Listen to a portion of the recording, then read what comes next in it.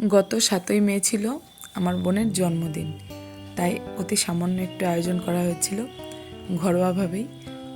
আর এখানটায় রান্না করে ওকে খেতে দেওয়া হয়েছে। আর মা একটু, আমি, বড় মা, নিতাই সকলে মিলে একটু একটু করে ওকে পায়েস খাইয়ে আশীর্বাদ করা হলো।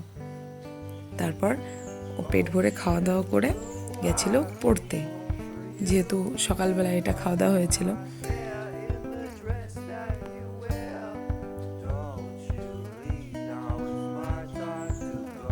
তারপর যখন স্কুল থেকে পড়ে যখন এসছে আর বিতান বর্ণিক স্কুল থেকে এসছে, তারপর আমাদের রাত্রে কেক কাটার প্রোগ্রাম ছিল। আর এদের দেখো একদম স্টিল হয়ে দাঁড়িয়ে আছে, ফটো তুলছে না স্টিল হয়ে দাঁড়িয়ে আছে বোঝা যাচ্ছে না ঠিক।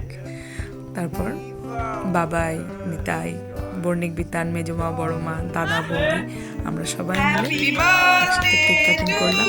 টিনাকে আমি বলছি, তো 20 বছর হয়ে গেছে, মানে কি বুড়ি হয়ে গেছিস।